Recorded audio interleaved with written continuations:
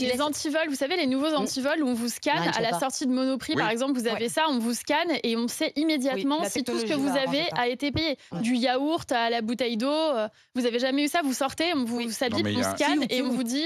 tu mets t'es obligé de mettre ton ticket pour sortir. Alors ça, Ouais, c'est voilà, évidemment la Attendez. plupart du temps, tu exactement. l'as déjà Et il te jeté. dit non, donc c'est bon, cette tout est payé. Il y a plein de produits alimentaires, Avec vous passez sans payer, ça couine. Même une tranche de jambon ou un morceau de fromage. Donc, ça Ouais. couine Parce pas que, toujours.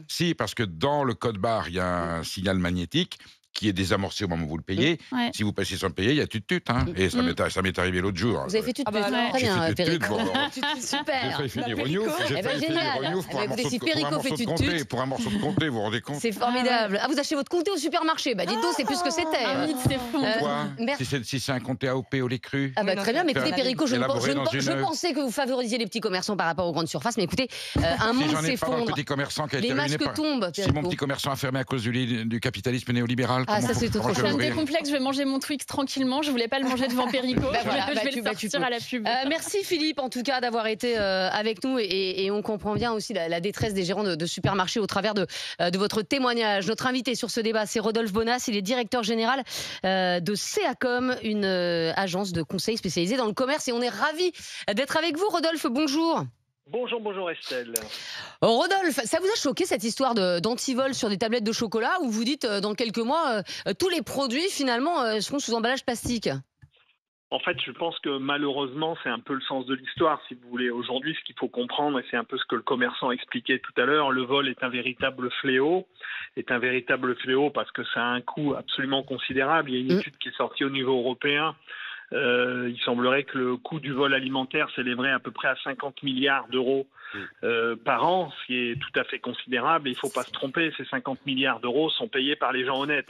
Donc c'est le vol dans les surfaces alimentaires, c'est quelque chose d'extrêmement inégalitaire, très très très injuste, et c'est la raison pour laquelle les commerçants en effet s'équipent pour éviter ça. Après, la perte est aussi importante puisqu'on estime que c'est à peu près 2% du chiffre d'affaires par an qui est consacré au vol.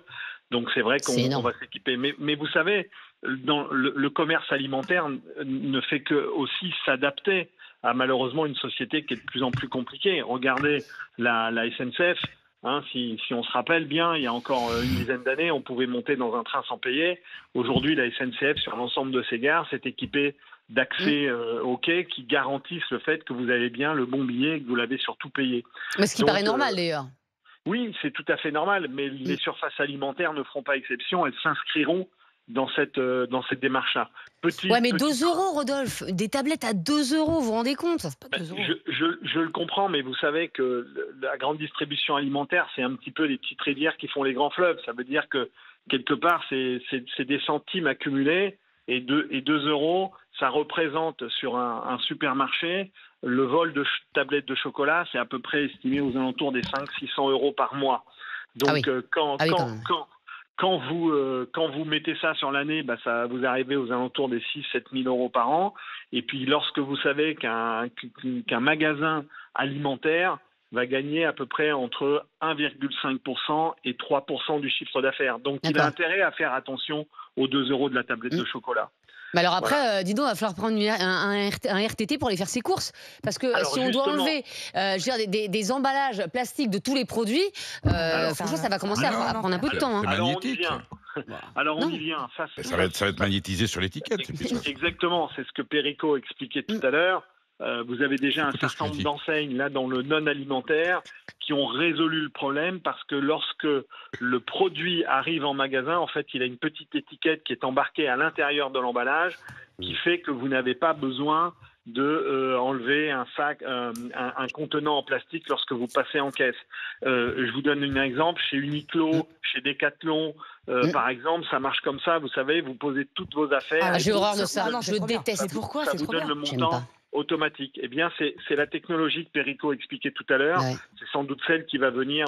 Aujourd'hui, elle n'est pas installée dans les grandes surfaces alimentaires pour une raison très simple, c'est que le coût est supérieur à la perte liée au vol pour l'instant. Donc du coup, c'est pour ça qu'on ne fait pas. Et je veux juste vous donner un éclairage encore dans le Allez-y, domaine Rodolphe. alimentaire parce qu'il ne faut pas l'oublier, c'est que le vol n'est pas exclusivement concentré sur le consommateur final. Il y a aussi des filières de vol au sein même des collaborateurs ou de la chaîne logistique, c'est-à-dire le transport, le stockage et les collaborateurs. Ce qu'on appelle le coulage dans le métier. Voilà, exactement. Écoutez, merci pour toutes ces précisions. Rodolphe Bonas, c'était un plaisir de vous avoir à nouveau dans Estelle Midi.